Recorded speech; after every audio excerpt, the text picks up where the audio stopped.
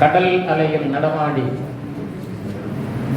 மெல்லியலார் மெல்லுதலில் வித்தார நடையாகி புல்லாங்குழல் வழியே புகுந்து சுவையாகி நெல்லில் மணிபடுத்த நிலையில் பொருளாகி உட்பொருளும் வெளிப்பொருளும் உணர்த்தும் கலையான சொற்பொருளே, தாயே, தூய தமிழ் தவமே, அற்புதங்களான தமிழாக்கி படைக்க ஆளாக்கி விட்டவளே, அன்பு மகன் அனிதா கிருஷ்ணமூர்த்தி, உலகம் முழுக்க வாழ்ந்து கொண்டிருக்கிற மக்களுக்கு மேலாடைகளும் உள்ளாடைகளும் வழங்குகிற பின்னலாடை நகரமான திருப்பூர்லிருந்து வருகை தந்திருக்கிற திருப்பூர் குமருடைய வம்சாவளி பேரன் உங்களை எல்லாம் சந்திப்பதிலே மிகுந்த மகிழ்ச்சி அடைகிறது. இன்று வேலு நாச்சியாரை பற்றி, வேலு நாச்சியாரது நினைவு நாள். தமிழ்நாட்டில் வேலு நாச்சியாரை பற்றி பெரும்பாலானவர்கள் கண்டுகொள்ளாத போது கோயம்புத்தூரில் நம்முடைய சிவலிங்கம் ஐயா தொடர்ச்சியாக இந்த தினத்தை தொடர்ந்து கொண்டாடி வருகிறார். அவருடைய நிகழ்விலே இது நான் பேசுவது 4வது முறை என்று எண்ணுகிறேன். நான் கொஞ்சம் வேகமாக பேசக்கூடியவன், வேகமாக செய்திகளை அள்ளி உங்கள் செவிகளுக்கு அனுப்புவேன். முடிந்தவரை அவைகளை எல்லாம் சேமித்து வைத்துக் கொள்ளுங்கள். மேடையிலே இருப்பவர்கள் யாரும் பேச வேண்டாம். முடிந்தால் அலைபேசி கருவிகளை அணைத்து வையுங்கள். வேலு நாச்சியார், நான் இந்த அழைப்புதலை பார்த்து வியந்து போனேன். இதிலிருந்து தொடங்க நினைக்கிறேன். ஏன் என்று கேட்டால், இந்த அழைப்புதலில் வெற்றி செல்வி ஒன்று அருமையான தமிழ் பெயர், இன்னொன்று இளம்பிறை என்று அருமையான தமிழ் பெயர், இன்னொன்று பாரதி கண்ணம்மா பழனியம்மாள் என்று அற்புதமான தமிழ் பெயர், அடுத்தது நிறைமதி என்று ஒரு அருமையான தமிழ் பெயர். இதையெல்லாம் பார்த்த பின்பு இவருடைய பெற்றோர்களுக்கு நாம் முதலில் வணக்கம் சொல்ல வேண்டும். ஏனென்று கேட்டால் அருமையான தமிழ் பெயர்களை அவர்களுக்கு சூட்டியிருக்கிறார்கள். கடந்த 1 மாதத்திற்கு முன்பு எங்கள் வீட்டுக்கு பக்கத்தில் இருப்பவர்களுக்கு ஒரு திருமண அழைப்புதலை கொடுப்பதற்காக 2 பெண்மணிகள் வந்தார்கள். பக்கத்து வீடு கூட்டி இருக்கிறதையா, எனவே இந்த அழைப்புதலை நீங்கள் வைத்துக் கொண்டு அவர்கள் வந்தால் கொடுத்து விடுங்கள் என்று சொல்லிவிட்டு போய்விட்டார்கள். நான் எதேச்சையாக அந்த திருமண அழைப்புதலை எடுத்து புரட்டி பார்த்தேன். அதிலே ஒன்று கூட தமிழ் பெயர் இல்லை, அனைத்தும் சமஸ்கிருத பெயர்கள். இதில் வியப்பான செய்தி என்ன கேட்டால், குட்டீஸ் என்று இப்போதெல்லாம் போடுகிறார்களா, திருமண அழைப்புதலை பார்க்கிறீர்கள், குட்டீஸ் என்று ஒரு 4 பேரை போடுவார்கள். அதில் குட்டீஸ் என்று போட்டு அந்த குட்டீஸினுடைய பெயரில் கொத்சியா என்று போட்டு, கொத்சியா என்று போட்டு, கொத்சியான்னு போட்டிருக்குது, இதனடா வவ்வாறு சொல்லி போட்டு, கன்சிகா கொத்துவாணின்னு ஒரு அழகான சினிமா நடிகை நான் கண்ணால் பார்த்திருக்கிறேன். இந்த பொண்ணுக்கு கொத்சியான்னு பேர் வச்சிருக்கிறாங்க என்று வியந்து போனேன். அப்புறம் தான் தெரிந்தது, தமிழர்கள் பெரும்பாலும் இப்போதெல்லாம் தமிழ் பெயர் சூட்டுவதில்லை. எதிர்காலத்தில் இவர்களெல்லாம் தமிழர்கள் தானா என்று தெரிந்து கொள்வதற்கு நாம் எல்லாம் மிகுந்த வெட்கப்பட வேண்டும் என்கிற காரணத்தினால் நம்முடைய ஐயா சிவலிங்கம் ஐயா உலக தமிழ் நெறி கழகத்தில் இனிமேல் ஒரு விஷயத்தை வையுங்கள், எங்கே போனாலும் குழந்தைகளுக்கு தமிழில் பெயர் சூட்டுங்கள், உங்களுடைய காசோலைகளில் தமிழில் கையெழுத்திடுங்கள் என்கிறதை முன்னெடுத்து, காசோலைகளில் தமிழில் கையெழுத்து. எங்கள் ஊரில் இருக்கிற வங்கியில் என்னுடைய கணக்கு நான் தமிழில் தான் கையெழுத்திடுகிறேன். நான் தமிழில் கையெழுத்து கொடுப்பதற்காக கையெழுத்திட்டு அந்த கணக்கை தொடங்குகிற போது அந்த வங்கியின் மேலாளர் ஒத்துக்கொள்ள மறுத்து விட்டார். அவர் குஜராத்திக்காரர். இப்ப எல்லா ஊர்லயும் அப்படிதான் இருக்கான். பீகாரிக்காரன், குஜராத்திக்காரன், மத்திய பிரதேசக்காரன், இவன் தான் நிறைய இருக்கான். கோயம்புத்தூர் பாத்தீங்கன்னா எல்லா இடத்துலயும் அவன் தான் நிறைய இருக்கிறான். தமிழன் கொஞ்ச நாள் இதெல்லாம் பீகாரி ஊரா மாறி இருக்கும். திருப்பூரோட பேரே பீகார்பூர்னு மாறிடுச்சு. திருப்பூர்ல இருக்கு பீகார்பூர் அப்படி ஆகி போச்சு. அப்போது நான் தமிழில் கையெழுத்திட்டதை அந்த மேலாளர் ஒத்துக்கொள்ள மறுக்க, நான் மேனேஜரோடு அந்த மேலாளருடைய அறையில் அவரோடு வழக்காடி கொண்டிருக்கிறேன். உடனே அந்த வங்கியில் பணியாற்றிக் கொண்டிருக்கிற காசாளர், அந்த வங்கியிலே பணியாற்றிக் கொண்டிருக்கிற எழுத்தரெல்லாம் என்னுடைய புத்தகங்களை வாசிக்கக்கூடியவர்கள், அவர்கள் உடனே ஓடி வந்து, ஐயா ஒரு தமிழ் எழுத்தாளர், அவர்கள் தமிழ் தான் கையெழுத்திடுவார் என்று சொல்ல, அது நான் ஒத்துக்கொள்ள மாட்டேன் என்று சொல்ல எனக்கு கோபம் வந்து விட்டது. நீ குஜராத்தி தானே, நீ குஜராத்தி. மகாத்மா காந்தி குஜராத்தி மொழியில் தான் சத்திய சோதனை எழுதினார். அதுக்கு பின்னால மொழிபெயர்ப்பு உனக்கு தெரியுமான்னு கேட்டேன். மேலைங்களையும் பார்த்துட்டு என்ன பண்ணுறேன், தமிழை தான் கைக்கு போடுவேன் என்று சொல்ல, அன்றிலிருந்து இன்று வரை என்னுடைய காசோலைகளில் நான் தமிழில் தான் கையெழுத்திடுகிறேன். இன்னொரு விஷயம், அந்த வங்கியில் நான் ஒருவன் மாத்திரமே தமிழில் கையெழுத்திடுகிறேன். அப்ப இப்படி யாராவது ஒருவர் ஒரு விஷயத்தை எடுத்துக்கொண்டு முன்னால் சென்றால்தான் இந்த சமுதாயத்தில் ஒழுங்கும் கட்டமைப்பும் இருக்கும் என்பதற்கான உதாரணம் தான் ஐயா சிவலிங்கம் ஐயா விடாமல் வேலு நாச்சியாருக்கு சொல்லக்கூடிய மாபெரும் ராணியை பற்றி ஒரு சொற்பொழிவை வருடா வருடம் நடத்தி கொண்டிருக்கிறார். இதிலே நான் முதலில் எழுதிய புத்தகம் வீரமங்கை வேலு நாச்சியார். அந்த புத்தகமும் இங்கே தான் வெளியிடப்பட்டது. இப்போது இரண்டாவதாக புதிய செய்திகளை எல்லாம் சேர்த்து தமிழர்களின் பேரரசி வேலு நாச்சியார் என்ற ஒரு நூல் எழுதியிருக்கிறேன். கடந்த மாதம் தான் வெளிவந்தது. இந்த நூலில் ஐயா சிவலிங்கம் ஐயாவுடைய வண்ணப்படத்தை பின்னட்டையில் போட்டு, நான் எப்போது டெல்லிக்கு சென்றாலும் தமிழ்நாட்டிலே இருக்கிற தலைவர்களை பற்றி அப்துல் கலாம் ஐயா என்னிடத்தில் கேட்பார். அப்போது வேலு நாச்சியாரை பற்றி நான் அவரோடு உரையாடி கொண்டிருந்த அந்த புகைப்படத்தையும் பின்னட்டையில் செலுத்தி இருக்கிறேன். புத்தகத்தின் பெயர் தமிழர்களின் பேரரசி வேலு நாச்சியார். ஆக வேலு நாச்சியார் நீங்கள் எப்படி பார்க்கிறீர்கள்? இந்த பெண் சாதாரண பெண்மணி. என்னுடைய யூடியூப் சேனல்ல அனிதா கிருஷ்ணமூர்த்தி, அந்த யூடியூப் சேனலுக்குள் நீங்கள் போனால் வேலு நாச்சியாரை பற்றி திருவண்ணாமலையிலே இருக்கிற மக்களிடத்திலே நான் பேசிய மாபெரும் சொற்பொழிவை கேட்கலாம். அந்த நிகழ்ச்சிக்கு சென்றதும் அந்த நிகழ்ச்சி ஏற்பாடு செய்திருந்த நண்பர்களிடத்திலே சொன்னேன், மேடையிலே பெண்களை மாத்திரம் அமர வையுங்கள், பார்வையாளர்களாக ஆண்கள் இருந்து கொள்ளட்டும் என்று சொல்ல, ஐயா என்னையா அப்படி சொல்றீங்க? இல்ல மேடையில் பெண்கள் தான் இருக்க வேண்டும் என்று சொல்ல, நண்பர்களே அந்த யூடியூப் சேனல்ல பார்த்தீங்கன்னா மேடையில் பெண்களை மாத்திரமே அமர வைத்தேன். அதே போல இன்னொரு பெண்மணியை பற்றி பேசினேன். காந்தியினுடைய உயிரை தென்னாப்பிரிக்காவிலே காப்பாற்றி கொடுத்த தில்லையாடி வள்ளியம்மை என்று சொல்லக்கூடிய ஒரு 16 வயது சிறுமியை பற்றி நான் பேசிய சொற்பொழிகளும் மேடையில் பெண்களை மாத்திரமே அமர வைத்தேன். எதற்கு காரணம்? இந்த நிகழ்ச்சியில் தங்கை வெற்றி செல்வியை கொண்டு வந்து நிறுத்தி இருக்கிறார் அல்லவா நம்முடைய சிவலிங்கம் ஐயா, அதற்கான பாராட்டுதலை அவருக்கு நான் தெரிவித்தேன். பெண்ணை போற்றுவதற்கு, பெண்ணை கொண்டு வந்து முன்னால் நிறுத்துவது, பெண்ணால் இந்த உலகத்தை கொண்டு வந்து நிறுத்துவது என்கிற சிந்தனை ஆணுக்கு வர வேண்டும். அப்படி ஆணுக்கு வர வேண்டும் என்கிற காரணத்தினால்தான் தனக்கான மாபெரும் ஆலோசகராக, தனக்கான தளபதியாக வேலு நாச்சியார் அவர்கள் தாண்டவராயன் பிள்ளையை வைத்துக் கொண்டார். தாண்டவராயன் பிள்ளை வேறு யாரும் இல்ல, மருதநாயகம் பிள்ளையினுடைய மச்சான். வரலாற்றில் நிறைய பேருக்கு அதெல்லாம் தெரியாது. தாண்டவராயன் பிள்ளை வேலு நாச்சியாருடைய மகள் வெள்ளச்சி நாச்சியாரை 14 வருடம் காப்பாற்றி விட்டு கொண்டு போய் அவரிடத்திலே ஒப்படைத்தவர். அதற்கு பின்புதான் வெள்ளச்சி நாச்சியாருக்கு திருமணம் நடந்தது. வெள்ளச்சி நாச்சியாருக்கு திருமணம் நடந்ததற்கு பின்பு அவருக்கு ஒரு குழந்தை பிறந்தார். அதற்கு பேரு குழந்தை நாச்சியார் என்று பேரு. வேலு நாச்சியார் உயிரோடு இருக்கும் போதே பேத்தியும் மகளையும் இழந்து விட்டார். 2 பேரும் இறந்து போனார். நான் இங்கே தாண்டவராயன் பிள்ளையை முக்கியமாக சொல்வதற்கான ஒரு காரணம் என்னவென்று கேட்டால், ஆரம்ப காலத்தில் தென் தமிழ்நாட்டில் முக்கியமானவர்களாக இருந்தவர்கள், வெள்ளைக்காரனை எதிர்த்தவர்களே முதல் வரிசையில் பூலித்தேவர், அதற்கு பின்பு அவர் நெற்கட்டும் சேவல், சங்கரன் கோயில் பக்கத்தில் இருக்கிற நெற்கட்டும் சேவல், நெற்கட்டான் சேவல். வெள்ளைக்காரனுக்கு ஒரு நெல்லை கூட கொடுக்க மாட்டேன் என்று சொன்ன காரணத்தினால் அந்த ஊருக்கு பேர் நெற்கட்டும் சேவல். பூலித்தேவர் பிறந்த தினத்தில் தொடர்ந்து 3 முறை அந்த ஊரிலே நான் சென்று சொற்பொழிவாற்றி வந்தேன்.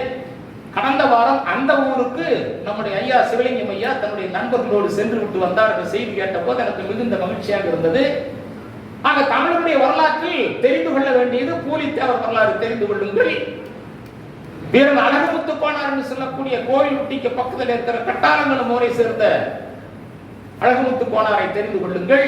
அதற்கிணையாக மருதநாயகத்தையும் தெரிந்து கொள்ளுங்கள். இதிலே ஒரு துரதிருஷ்டமான செய்தி என்னவென்று கேட்டால், மருதநாயகம் ஆரம்பத்தில் வெள்ளைக்காரனோடு இணைந்திருந்தவர்.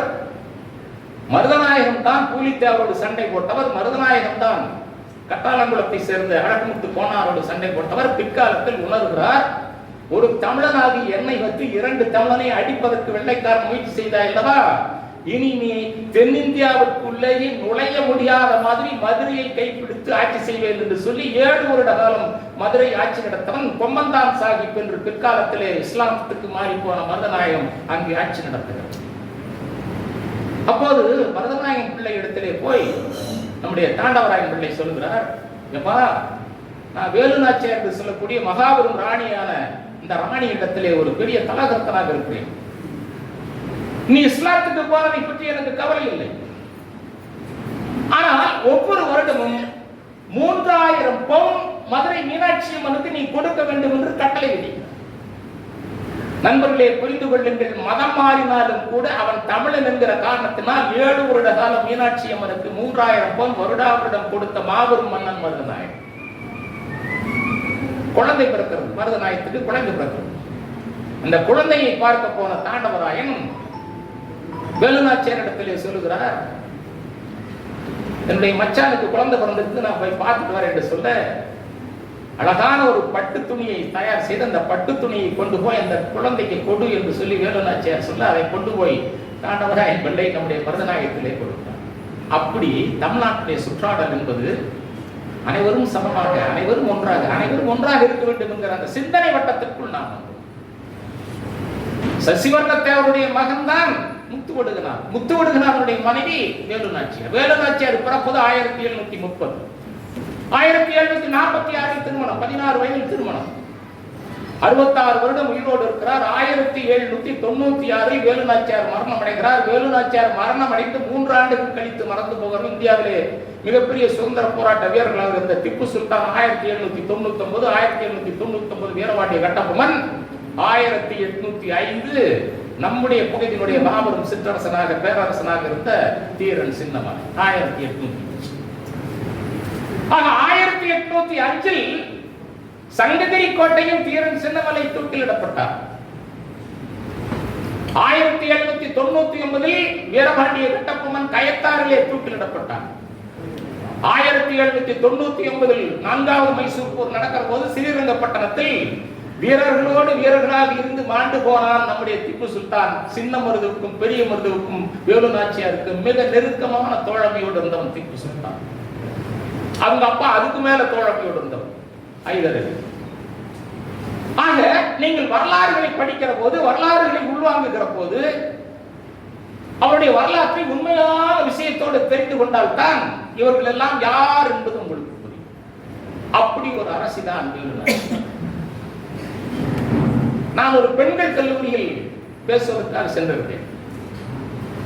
ஒரு மாதத்தில் சுமார் 8 முறை என்னுடைய சொற்பொழிவுகள் இருக்கும். ஏதாவது ஊர்ல சனி ஞாயிறு எல்லா ஊர்லயும் எனக்கு மீட்டிங் இருந்துகிட்டே. ஒரு பெண்கள் கல்லூரியில் பேச போகிற போது என்னை வரவேற்று பேசிய முதல்வர், ஐயா, இங்கே இருக்கிற இந்த பெண்களுக்கெல்லாம் நாங்கள் ஜான்சி ராணி ரெஜிமெண்ட் என்று பெயர் வைத்திருக்கிறோம் என்று புலங்காகிதமாக சொன்னார். நான் அதை சிரித்துக் கொண்டே கேட்டேன். கேட்டு முடித்து விட்டு நான் சொற்பொழிவாற்றுறது போது சொன்னேன், ஜான்சி ராணிக்கு முன்பு 77 வருடங்களுக்கு முன்பே வெள்ளையனை எதிர்த்தவர் வேலுநாச்சியார். ஜான்சி ராணிக்கும் வேலுநாச்சியாருக்கு இருக்கிற முக்கியமான விஷயம், தோழர்களே, நண்பர்களே, சகோதரர்களே, சகோதரிகளே, தெரிந்து கொள்ளுங்கள். ஜான்சி ராணி தன்னுடைய குடும்பத்திற்காக வெள்ளைக்காரனை எதிர்த்தார். வேலுநாச்சியார் இந்த நாட்டுக்காக வெள்ளையர். அப்படி என்று சொன்னால் யார் நமக்கு வேண்டும் என்று அந்த பெண்களை பார்த்து கேட்டேன். அத்தனை பேரும் வேலுநாச்சியார் வேலுநாச்சியார் என்று சத்தமிட, நிகழ்ச்சி முடிந்ததற்கு பின்பு நன்றியுரை சொல்ல வந்த முதல்வர் சொன்னார், ஐயா, நாங்கள் ஜான்சி ராணி ரெஜிமெண்ட் என்கிற பெயரை மாற்றிக் கொள்கிறோம். இனி எங்கள் பெண்களுக்கான பெயர் வேலுநாச்சியார் என்று பெயர் மாற்றிக்கொண்டார். அதுதான் மாற்றம்.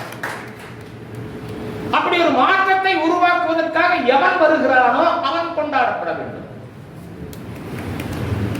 அந்த ஒரு சிந்தனை ஓட்டத்திலே தான் நான் வேலுநாச்சியாரை பார்க்கிறேன். 10 வருடம் ஆட்சி நடத்தினார். 1709 to 1790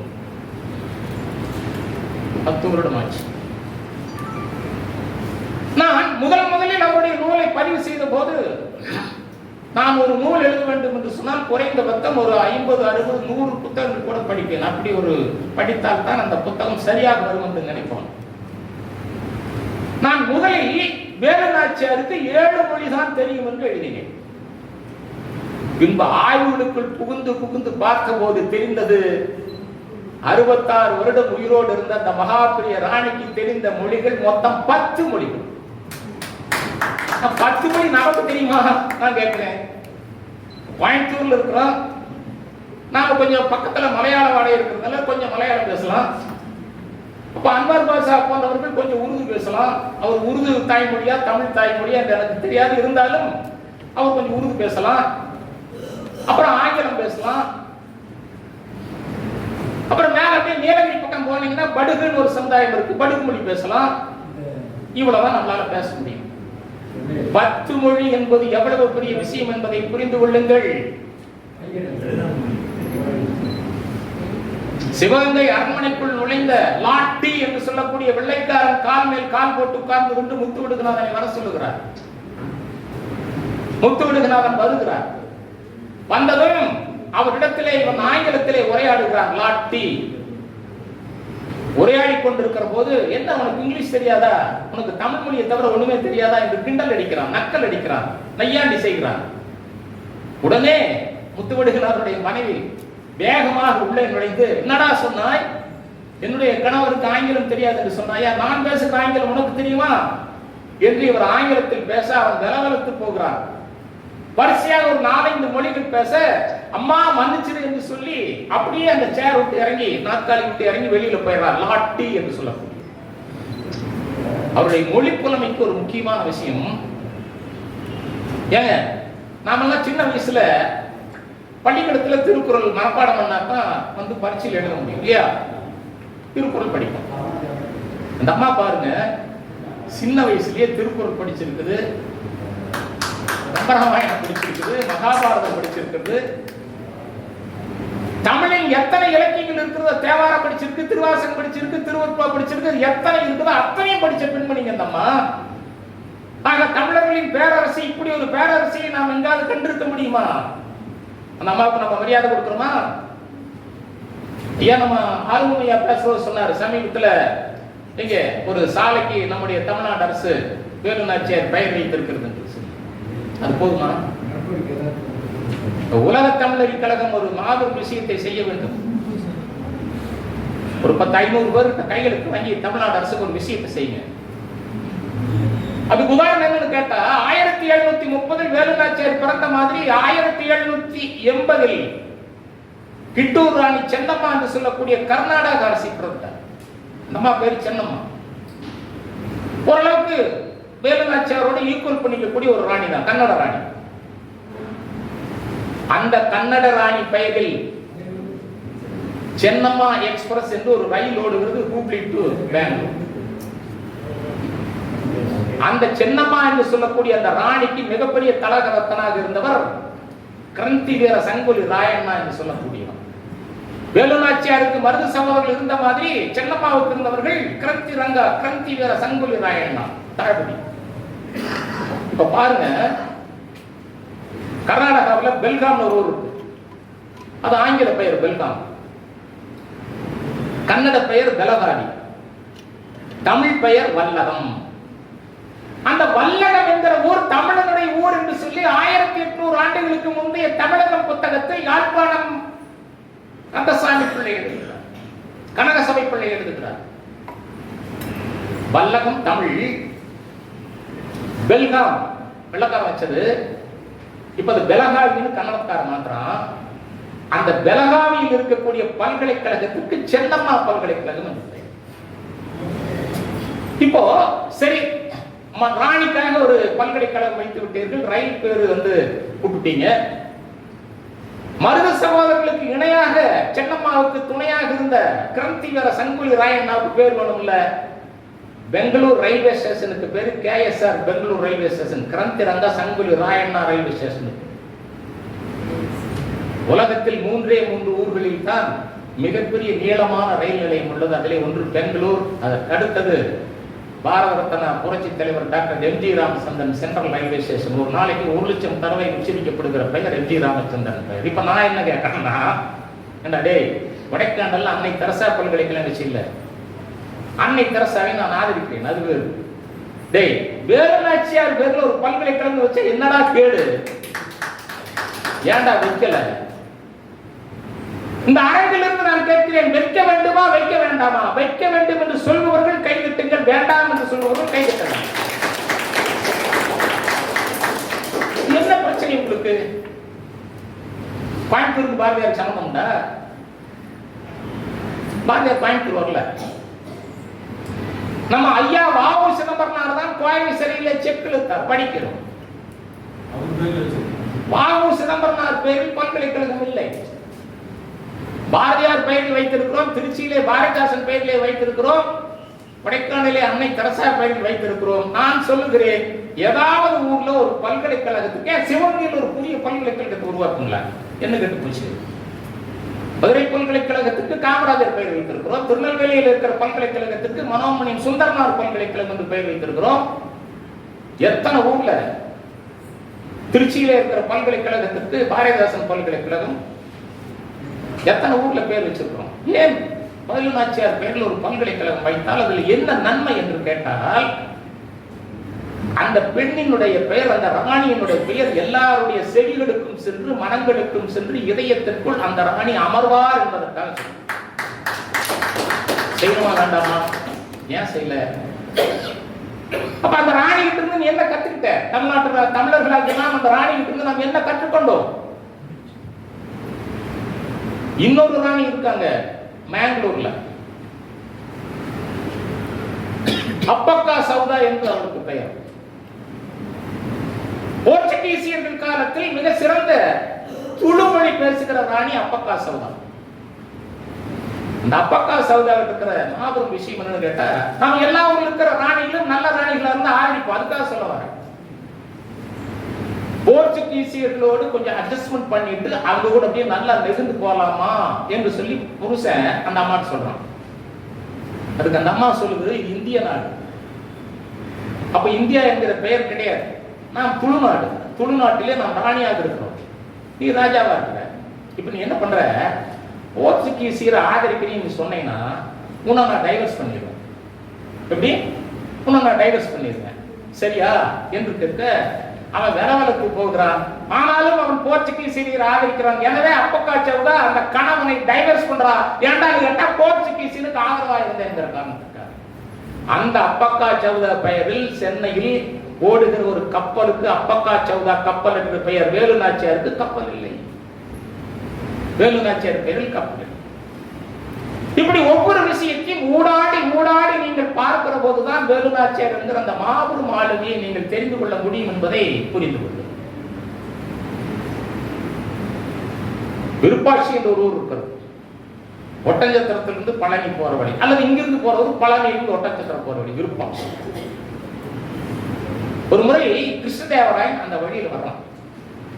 அந்த ஊர் மக்கள் எல்லாம் போய், கிருஷ்ணதேவராயன் 20 ஆண்டு காலம் ஆட்சி நடத்தியும் அவருக்கு தமிழ்நாட்டிலும் ஏராளமான ஆளுகை பகுதி இருந்தது. கிருஷ்ணதேவராயன் எழுதிய அற்புதமான ஒரு இலக்கிய நூலின் பெயர் ஆமுக்த மல்யாத்தா. ஆமுக்த மல்யாத்தா நூலில் அவன் ஒரு இடத்திலே சொல்லுகிறான், நான் திருவல்லிபுத்தூர் என்கிற ஸ்ரீவில்லிபுத்தூர் குளத்திலே குளிக்க போனேன். குளத்திலே குளித்து விட்டு அந்த குளத்தை பார்த்தேன். இந்த கோயில் அர்ச்சனை செய்கிற அர்ச்சகர்கள் எல்லாம் துணியை துவைத்து விட்டு தங்களுடைய வெள்ளை வேஷ்டியும் வெள்ளை துண்டையும் அந்த குளத்திலே போட்டிருந்தார்கள். அதை ஓரமாக நின்று பார்த்தபோது அவைகளெல்லாம் எனக்கு வெண்மை நிற கொக்குகளாக தெரிந்தன என்று ஒரு இலக்கிய உதாரணத்தை ஆமுக்த மல்யாத்தாவில் கிருஷ்ணதேவராயன் எழுதுகிறார். அவன் அங்கே போய் ஸ்ரீவில்லிபுத்தூரை பார்ப்பதற்கு முன்பு நடந்த ஊர் பழனியிலிருந்து போகிற ஊர் ஒட்டஞ்சத்திரம். ஒட்டஞ்சத்திரத்துக்கு நடுவிலே விருப்பாட்சி. அந்த ஊர் மக்கள் எல்லாம் சென்று, எங்களோட ஊருக்கு பேரே இல்லாம இருக்குதையா, ஒரு பேர் வச்சு கொடுங்க என்று கேட்க, நான் வழிபடுகிற தெய்வம் ஹம்பியிலே இருக்கிற விருப்பாட்சா. ஹம்பி என்பது உங்களுக்கு தெரியும் எங்க இருக்குது, பெல்லாரி மாவட்டம் ஹொஸ்பட் டிஸ்ட்ரிக்ட்ல இருக்கு ஹம்பி. வாய்ப்பு இருந்தா அங்கெல்லாம் போய் சுற்றுப்பிரயாணம் பண்ணுங்க.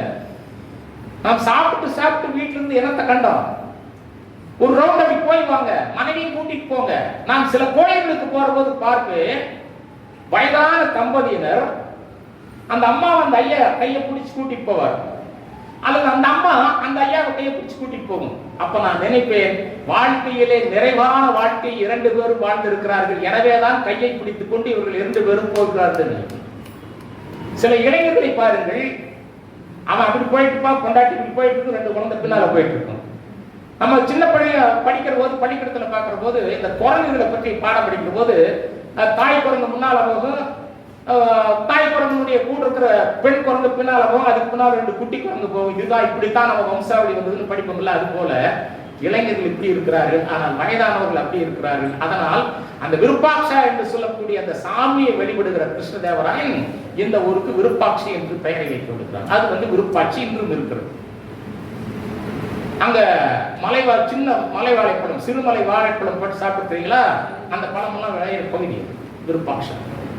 அப்ப அந்த ஊருக்கு பேர் வைத்துட்டு போனதுனால பிற்காலத்தில் விஸ்வநாத நாயக்கன் மதுரை ஆட்சி நடத்தி கொண்டிருந்த போது அவனுடைய மாபெரும் தலகர்த்தனாக வந்து சேருகிறவன் அரியநாத முதலியார். அரியநாத முதலியாரோட ஊர் காஞ்சிபுரத்துக்கு பக்கத்தில் மெய்ப்பாடு என்கிற ஊர். மெய்ப்பாடு என்கிற ஊரில் இருந்து 3 மாத காலம் நடைப்பயணமாக நடந்து போய் கிருஷ்ணதேவராயனுடைய அவையிலே போய் சேர்ந்தவன்.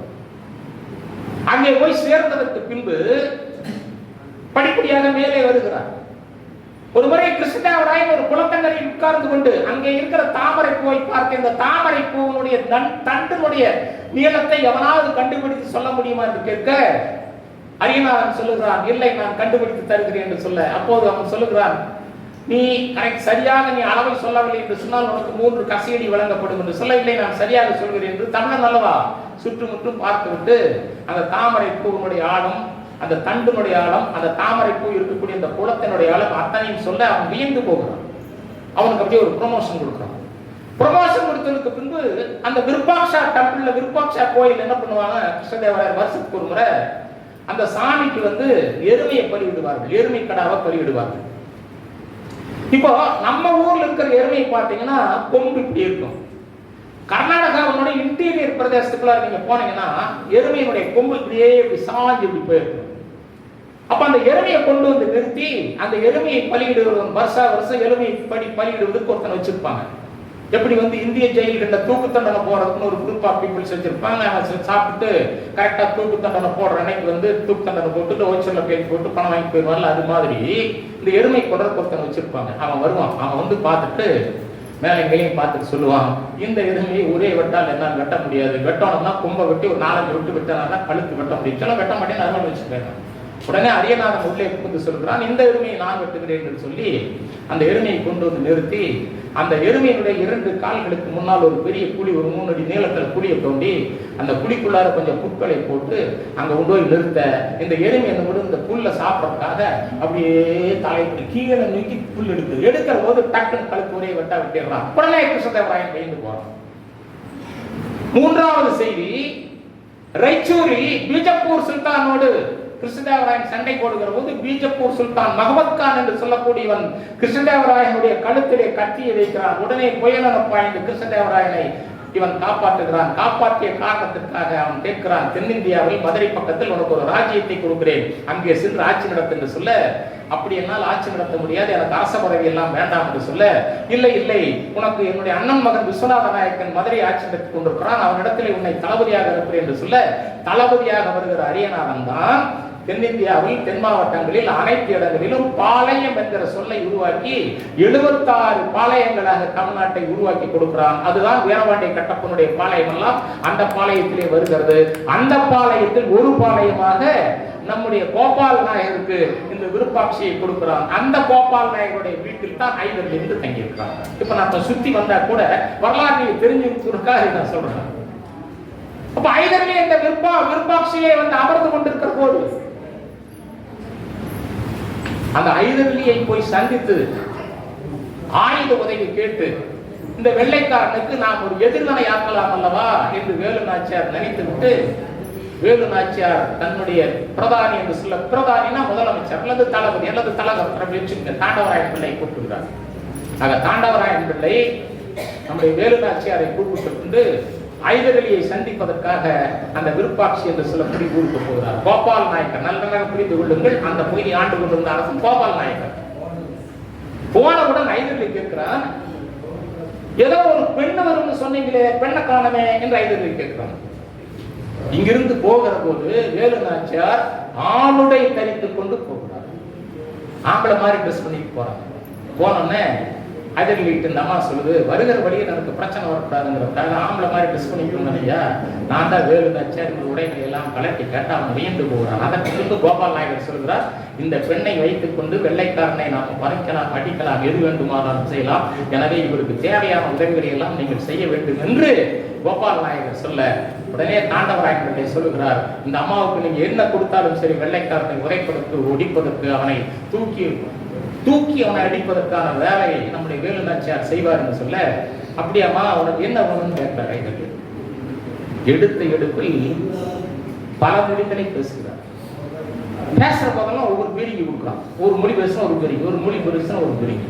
கடைசியாக இந்த பாருங்க, உங்க மொழி என்ன உருது தானே, உருதையும் நான் பேசட்டுமா, ஐயர்களை மீண்டும் போய் பேச என்று சொல்ல உருவமொழி பேச 13 பீரங்கிகளை ஐயர்களி நம்முடைய வேலு நாச்சியாருக்கு கொடுக்கிறாங்க. அத்தனை மொழி பேசிய காரணத்தில் 13 பேர் 13 பீரங்கி வாங்கி கொண்டதற்கு பின்பு 5000 படை வீரர்கள், கூடவே 3000 பவுன் நகை எல்லாம் கொடுத்ததுக்கு பின்னால காலாட்படை 5000 பேர், குதிரைப்படை 5000 பேர், அனைத்தையும் ஐதர்களை கொடுத்து உதவி செய்து வெள்ளைக்காரனை உதை என்று அனுப்புகிறார். அப்படி வெள்ளைக்காரனை உதைப்பதற்காக இந்த படைகளை எல்லாம் திரட்டி கொண்டு காடு வழியாக சென்று சிவகங்கையில் இருக்கக்கூடிய பான்சோர் என்று சொல்லக்கூடிய வெள்ளைக்காரனோடு போர்.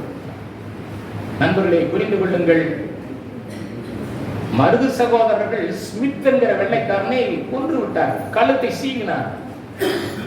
தீரன் சின்னமலை கூட ஒரு வெள்ளைக்காரனுடைய கழுத்தை சீவினார். ஆனால் 2 பேரை உயிர் பிச்சை கொடுத்தார் நம்முடைய ராணி என்று சொன்னால் அவருடைய மனிதாபிமானம் என்னவென்று தெரிந்து கொள்ளுங்கள். பான்சோரை போரிட்டு வெற்றி கண்டதற்கு பின்பு போடா பிழைத்து போ, அவன் கெஞ்சுறான், விட்டுருமா எனக்கு உயிர் பிச்சை கொடுமா என்று கேட்க அவனை கொல்லாமல் அனுப்பி விடுகிறார். அதற்கு பின்பு அவன் போனதும் 23 வயது நிறைந்த மார்ட்டின் என்று சொல்லக்கூடிய வெள்ளைக்காரன் வேலு நாச்சியாரோடு சண்டைக்கு வருகிறான். அந்த அம்மா வேலை இருக்கிறது, டேய் பொடியன், நீ பொருத்தமானவன் அல்ல, உன்னோடு போராட போய் வாடா, உனக்கு உயிர் பிச்சை கொடுக்கிறேன் என்று சொல்லி இந்த மார்ட்டின் என்பவரையும் போக சொல்லி விடுகிறார். ஆக பான்சோரும் மார்ட்டின் என்ற வெள்ளைக்காரனும் நினைத்திருந்தால் வேலு நாச்சியார் கொண்டு இருக்கலாம். ஆனால் கொல்லாமல் விட்ட மனிதாபிமானி உலகத்திலேயே நம்முடைய ராணி தான் என்பதை புரிந்து கொள்ளல. 2 பேரையும் உயிர் பிச்சை கொடுத்தாங்க, படா பிழைச்சிட்டு படா. அதற்கு பின்பு சிவகங்கைக்குள் நுழைகிறார், பெரிய படையோட சிவகங்கைக்குள்ளார் நுழைகிறார். அங்க ராஜராஜேஸ்வரி டெம்பிள் ஒன்று இருக்கு. நீங்க பெங்களூர் போனீங்கன்னா ராஜராஜேஸ்வரி டெம்பிள் ஒன்று இருக்கு, வாய்ப்பு இருந்தா பாருங்க. பெங்களூர் மைசூர் போற வழியில பிரம்மாண்டமா இருக்கும் ராஜராஜேஸ்வரி டெம்பிள். அது பேரே ராஜராஜேஸ்வரி நகர் என்று பேர். அந்த கோயிலை உருவாக்கியவர் திருச்சியை சேர்ந்த ஒரு தமிழர், ஒரு பிள்ளைவாள் தான் அந்த கோயிலை உருவாக்கணும், ராஜராஜேஸ்வரி டெம்பிள்.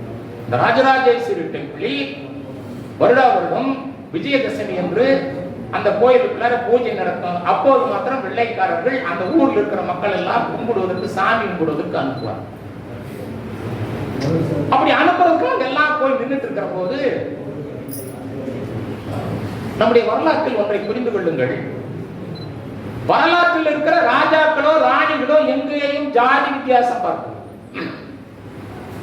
இப்படி ஜாதி வித்தியாசம் பார்க்காமல் ஒரு அட்டவணை சமுதாயத்தை சேர்ந்த குயிலியை தன்னுடைய தோழியாகத்தான் வேலு நாச்சியார் வைத்தார். அதே போல சிவகங்கையிலிருந்து காளையார் கோயில் போற வழியில் ராணி எங்கே இருக்கிறார், எந்த வழியில் போனார் என்று வெள்ளைக்காரர்கள் தேடிக்கொண்டே வருகிறார்கள். அந்த வேலு நாச்சியார் போன வழி அவர்களுக்கு தெரியவில்லை. அந்த கட்டத்தில் ஒரு ஏழை பெண் ஒரு அம்மன் கோயில் முன்னால் உட்கார்ந்து கொண்டிருக்கிறார். ஒரு விறகு பொறுக்கி அரை வைத்து சாப்பிடுகிற பெண். அந்த பெண்ணுக்கு பெயர் உடையாள். அந்த பெண்ணிடத்திலே சென்ற வெள்ளைக்காரர்கள் கேட்கிறார்கள், ராணி வேலு நாச்சியார் இந்த வழியில் தானா போனார், உனக்கு தெரியுமா என்று கேட்க, ராணி போனது எனக்கு தெரியும், ஆனால் நான் சொல்ல மாட்டேன் என்று சொல்றையாரு சொல்லி முதல்ல ஒரு வெள்ளைக்காரன் அந்த அம்மாவை கன்னத்தில் அடிக்கிறான். நீ எத்தனை அடி அடித்தாலும் என்னுடைய ராணியை நான் காட்டி கொடுக்க தயாரில்லை என்று சொல்ல, அந்த இடத்திலேயே அந்த பெண்ணின் கழுத்தை வெள்ளைக்காரன் சீவி கொன்று விடுகிறார். இந்த சம்பவத்தை பின்னால் தான் தெரிந்து கொள்கிறார் வேலு நாச்சியார். எப்போது தெரிந்து கொள்ளார் என்று சொன்னால், காளையார் கோயிலை முடித்து சிவகங்கைக்குள்ளார் நுழைந்து ராஜராஜேஸ்வரி சாமி கும்பிடக்காக உள்ள போகும்போது குயிலி வந்து நம்முடைய வேலு நாச்சியாரோட காதல பிசுகுது. திருப்பத்தூர் கோட்டையை மருது சகோதரர்கள் கைப்பற்றி விட்டார்கள். கைப்பற்றியதோடு மாத்திரமல்ல, திருப்பத்தூர் கோட்டையில் உங்களுக்கு பிடித்த அனுமன் கொடியை கட்டி விட்டார்கள் என்று குயிலிதான் வேலு நாச்சியாருடைய காதுகளிலே சொல்லுகிறார். இப்ப எல்லா மன்னர்களுக்கும் கொடி ஒன்று இருக்கும், கொடியில் ஒரு எம்பளம் இருக்கும், இலட்சணை இருக்கும். ஆனால் நம்முடைய வேலு நாச்சியாருடைய கொடியில் இருந்த அந்த எம்பளம், அந்த சின்னம் எது என்று கேட்டால் அனுமன். இப்ப இந்திய தேசிய கொடியில நாம வந்து சக்கரம் வச்சிருக்கிறோம் இல்லையா, அது போல இந்திய நாட்டினுடைய தேசிய கொடியில் சக்கரம் வச்சிருக்கிறோம்ல, அதே போல வேலு நாச்சியாருடைய கொடியில் இருக்கிறது அனுமன் கொடி. அனுமன் மேல் அந்த அம்மாவுக்கு ரொம்ப பிரியம். ஏன் அனுமன் மேல் அந்த அம்மாவுக்கு பிரியம்? தமிழ்நாட்டில் சிறந்த அனுமர் கோயில் நங்கநல்லூர் அனுமர் கோயில், நாமக்கல் ஆஞ்சநேயர் கோயில் என்றெல்லாம் படிப்பீர்கள். கடந்த 3-4 தினங்களுக்கு முன்பு அனுமனுடைய பிறந்த நாள். அனுமனுடைய பிறந்த நாள் அன்றைக்கு 1,08 வடைகளை வைத்து நாமக்கல்லில் இருக்கிற சாமிக்கு பூஜை செய்தார் என்று படித்திருக்கிறது. தமிழ்நாட்டில் தான் அனுமன் என்பவன் பிரம்மச்சாரி. ஆனால் வடநாட்டில் அனுமன் கல்யாணம் பண்ணி குழந்தை கொடுத்தார். வடநாட்டுடைய புராணப்படி சூரியனுடைய மகள் இலட்சுமி என்று சொல்லக்கூடியவளை சுவர்ச்சலா லட்சுமி என்னமோ பேர் சொல்றான். அந்த அம்மாவை 2 பேரும் கல்யாணம் பண்ணிக்கலாம். அந்த அம்மாவை கல்யாணம் பண்ணதுக்கு பின்னால அனுமனுக்கு ஒரு பையன் பிறப்பான்னு சொல்லி அவன் எழுதி கொடுப்பான். நம்ம ஊர்ல நாம அவரை பிரம்மச்சாரின்னு தான் வச்சிருக்கோம். சரி இருக்குது, பிரம்மச்சாரியா இருக்கும். அந்த கொடியை தான் அந்த அவர் இப்படி இந்த இது தூக்கி போவார்ல, செஞ்சிக்கு ஒரு மலையை தூக்கி கொண்டு போவார் இல்லையா அனுமன், அதைத்தான் வேலுநாச்சியார் தன்னுடைய கொடியில் இலட்சணியாக வைத்திருந்தார். உடனே குயிலி சொல்லுது வேலுநாச்சியாரோட காதல, திருப்பத்தூர் கோட்டையை முற்றுகிட்டு நம்முடைய மருது சகோதரர்கள் அந்த கோட்டையிலே குடி கட்டி விட்டார் என்று சொல்ல மிகுந்த மகிழ்ச்சி அடைகிறார். அதற்கு பின்பு குயிலி ஒரு வேலை செய்து இன்னைக்கு எல்லாரும் உள்ள போகலாம். இன்னைக்கு உள்ள போற போது நான் என்ன பண்ணான்னு இருக்கேன்னா, உடம்பு முழுக்க நெய்யை தடவி கொண்டு என்னுடைய உடம்பில் நான் தீ வைத்துக் கொண்டு இந்த பான்சோர் என்று சொல்லக்கூடிய வெள்ளைக்காரனுடைய ராணுவ தளவாடங்களுக்குள் குதித்து அத்தனை ராணுவ தளவாடங்களையும் நொறுக்க போகிறேன் என்று சொல்லி உடம்பில் தீ வைத்துக் கொண்டு உள்ளே குதித்து அத்தனை ஆயுதங்களையும் நெருப்போடு நெருப்பாக ஆக்கிய உலகின் முதல் தற்கொலை படை போராடி குயிலி அவள் வேலுநாச்சியார் மீது கொடுத்தார். நீங்க ஜாதியம் அதிலே நம் ஜாதியம் பார்க்க வேண்டும். ஆக சுதந்திர போராட்ட காலகட்டத்தில் எல்லோருக்கும் உதவி செய்தார்கள், எல்லோரோடும் இணைந்துதான் எல்லோரும் செய்தார்கள். ஆனால் நமக்கு வரலாறு எப்படி எழுதி கொடுத்திருக்கிறார் என்று கேட்டால் 1857 மங்கள் பாண்டே ஜான்சி ராணி என்று சொல்லக்கூடிய சமுதாயத்துக்காரர்கள் செய்த போராட்டம் தான் இந்தியாவுடைய முதல் சுதந்திர போராட்டம் என்று சொன்னார். இந்தியாவுடைய முதல் சுதந்திர போராட்டம் அதுதான் என்று கம்யூனிஸ்டுக்காரர்கள் சொன்னார். புதுக்கோட்டை சேர்ந்த வெங்கட்ராமன் ஜனாதிபதியாக இருக்கிற போது மேடையிலே பேசுகிற போது இந்தியாவுடைய முதல் சுதந்திர போராட்டம் 1857 என்று சொன்னார். நம்முடைய ஈ.வி.கே. இளங்கோவன் அவர்கள் ஒன்றிய அமைச்சராக இருந்த போது ஒரு பொதுக்கூட்டம், நான் தான் சிறப்பு பேச்சாளர். இளங்கோவன் உட்கார்ந்து வைத்து சொன்னேன், வரலாறுகளை தென்னிந்தியாவிலிருந்து பாருங்கள், நீங்கள் காங்கிரஸ் கட்சிக்காரராக இருக்கலாம், அதை பற்றி எனக்கு கவலை இல்லை. எழுத்தாளன் பயப்படக்கூடாது. என்னை போன்ற எழுத்தாளன் பயந்தால் கல்கத்தாவில் இருந்த கதிர்வேலனை அடிச்சு விடுவார். எவனும் பயப்படக்கூடாது. எழுத்தாளன் பயப்படக்கூடாது. கூட இருக்கிற சேகரும் பயப்படக்கூடாது. சேகர் காலையில பார்த்தா எனக்கு ஞாபகம் வந்தது, நாம் இப்படியெல்லாம் சமஸ்கிருத பேர் வச்சுக்கிறோமே, சேகருக்கு சொல்லக்கூடிய ஒரு நண்பர் கூட வச்சுக்கிறோமே, எலான் மாஸ்க் என்று சொல்லக்கூடிய மாபெரும் கோடீஸ்வரன் தன்னுடைய பையனுக்கு சேகருக்கு போன மாசம் போயிடுச்சு. மோசடி பண்ணி பாருங்க, அவன் சேகர்னு பேர் வைக்கிறான். நம்ம ஊர்ல நம்ம குழந்தைக்கு கொச்சியான்னு பேர் வைக்கிறான். எங்கேயாவது வேலுநாச்சியார் என்கிற பெயரில் குழந்தைக்கு பெயர் வைக்கிறார்களா? நான் கூட சிவலிங்கம் ஐயா கடந்த முறை சொன்னேன், வேலுநாச்சியார் என்று பெண் குழந்தைக்கு பெயர் வைத்தால் அடுத்த நிகழ்வில் அந்த பெண் குழந்தைக்கு பெயர் வைத்த அந்த தாயை கூட்டிக் கொண்டு வந்து மேடையிலே நிறுத்தி உட்கார வைத்து மரியாதை செய்யுங்கள் என்று சொன்னேன். அது இப்போ நான் சொல்றேன். நீங்க கோயம்புத்தூர்ல போய் பிரசவ ஆஸ்பத்திரியில போய் ஒரு போர்டு எழுதி வச்சுட்டு வந்துருங்க, பிறக்கிற குழந்தைக்கு வேலுநாச்சியார் என்று பெயர் வைத்தால் ஒரு பொண்ணு 2 பொண்ணு பங்குல ஏறி போச்சு, 1,08,000 சரி ஒரு 6 பவுன் கொடுக்கலாம் கூட எழுதி ஆளுக்கு 5,000 10,000 500 1000 சேகரிச்சு அந்த பொண்ணு குழந்தையில் போட்டா அந்த பெண் குழந்தை எப்போதும் வேலுநாச்சியார் பெயரை மனதில் வைத்திருக்கும் என்பதை நம்ம செய்யணும் வேண்டாமா? செய்யறோமா? நம்ம ஜான்சி ராணி எத்தனை பேர் இருக்கு? இப்ப சமீபத்துல ஒரு நடிகன் பெரிய ஒரு மாநாடு போட்டான், பார்த்துருப்பீங்க. அதுல ஒரு பொண்ணு மைக்க பிடிச்சி சொல்லுங்க, நான் மிகவும் நேசிக்கிற இந்த நடிகனுக்கு எங்க வீட்டுல 9 ஓட்டு இருக்குது, 9 பேர் ஓட்டு போடலைன்னு 9 பேருக்கு விஷம் வச்சு கொண்டு போடுவாங்க. மீடியால பேட்டி கொடுப்பாங்க. இன்னொருத்த இப்படியே டிவி போட்டி பிடிச்சிக்கிறான், அந்த மைக்கை வச்சுக்கிட்டு கேட்கறான், பாருமா 5-6 பேர் தலைவராக போட்டிருக்குல்ல, இதுல இருக்கிற பேர்லாம் உனக்கு தெரியுமான்னு கேட்டா அதெல்லாம் நமக்கு தெரியாதுன்றான். உடனே தமாசன்னு கேட்டீங்கன்னா அதுல வேலுநாச்சியார் போட்டாவையும் போட்டிருக்கான் அந்த நடிகை. அவன் வேலுநாச்சியார் போட்டாவையும் மிக சிறந்த சுதந்திர போராட்ட வீராங்கனை அஞ்சலை அம்மாளை அவன் போட்டதுக்கு காரணம் அந்தந்த கம்யூனிட்டியுடைய வாக்குகளை பெற்றுவிடலாமா என்கிற ஆதங்கத்தில் போட்டிருக்கிறான். அதை விடுங்க, வேலுநாச்சியார் காட்டி யாருன்னு தெரியும் கேட்டா அந்த பையன் நேரங்களையும் போட்டான் தெரியும், ஜான்சி ராணி. ஜான்சி ராணி என்கிற பெயரைத்தான் இவன் தெரிந்து வைத்திருக்கிறானே ஒழிய நம்முடைய ராணியை இவன் தெரிந்து வைக்கிறது. ஜான்சி ராணியும் தெரியாது. ஆமா, ஜான்சி ராணியும் தெரியாது. படிச்சு அப்படி கொண்டு வந்து நிறுத்தியிருக்கான். இப்ப நாம எப்படி பார்க்கிறோம் என்று கேட்டால், என்னுடைய ராணியை கொண்டு வந்து ஏன் பாட புத்தகங்களில் மாணவர்களுக்கு சொல்லித் தரவில்லை? வேலுநாச்சியாருக்கு ஒரு பாடத்தை போடு. வேலுநாச்சியார் பேர்ல வருஷா வருஷம் டிஎன்பிஎஸ்சி and யூபிஎஸ்சியில கேள்விகள்.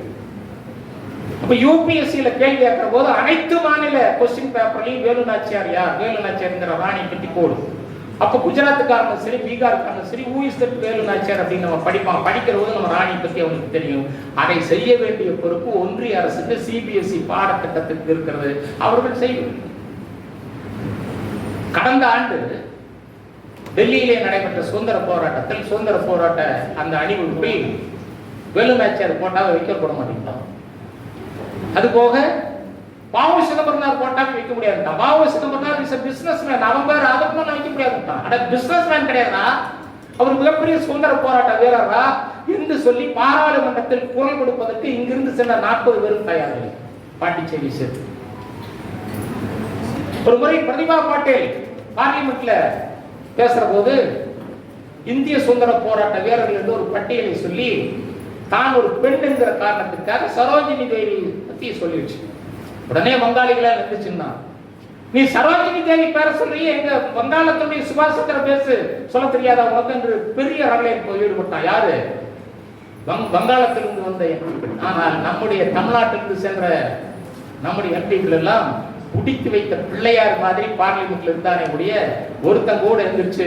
என் வேலுநாச்சியார் பத்தி நீ சொல்லக்கூடாதா, தமிழ்நாட்டுடைய சுதந்திர போராட்டங்கள் நீ சொல்லக்கூடாதா என்று பிரதிபா பாட்டீல் இடத்துல கேட்க. இது நியாயமா நான் கேட்கிறேன். அதனாலதான் அதுக்கு பின்னால் ஒருத்தன் கவிதை எழுதணும் பிரதிபா பாட்டீலை பத்தி. பிராண்டியின் பாட்டில் போட்டால் மூடி, அது முக்காடு போட்டால் பிரதிபா பாட்டீல். பிராண்டி பாட்டிலையும் பிரதிபா பாட்டீலையும் ஒப்பிடு பண்ணான். அப்போ அன்பழகன் இருந்தார். அன்பழகன் சொன்னார், இல்லம்மா தப்பா நினைக்காத, உன்னை உயர்த்தி தான் சொல்லியிருக்காங்க, தப்பா நினைக்காத நீ சொன்னதாக ஒரு செய்தி. ஏன் நான் சொல்லணும்னு கேட்டீங்கன்னா, பிரதிபா பாட்டீல் என்ன பண்ணாங்கன்னா, இருக்கட்டும் பெண்கள் வந்தார்கள், பெண்கள் வந்து இந்த நாட்டில் வந்து ஒரு அரசியல் அமைப்பில் சட்டத்தின்படி ஒரு ஜனாதிபதியாக வருவதை, இப்போது இருக்கிற முர்மு கூட ஒரு சாதாரண ஒரு பெண்மணி தான், மலைவாசி பெண்மணி. அந்த அம்மா ஜனாதிபதியாக வந்தது நான் ஆதரிக்கிறேன். யாரு கட்சியில வருதோ எங்கேயோ வருதோ விடு, பெண்ணு சாதாரண பெண்ணு இந்திய நாட்டுடைய ஜனாதிபதியா வருது, ஓகே. அவங்க கிட்ட எல்லாம் போய் இப்படி எல்லாம் இருக்கிறாங்கன்னு சொல்லி கொடுக்கறது நம்மளால தானே சொல்ல முடியும். நான் நாடாளுமன்ற உறுப்பினர் கிடையாது. நாடாளுமன்றத்தில் பேசக்கூடியவர்கள் சொல்லணுமா வேண்டாமா? நாடாளுமன்றத்தில் பேசக்கூடியவர்கள் நம்முடைய மன்னர்களையும் நம்முடைய தலைவர்களும் சொல்லணுமா வேண்டாமா?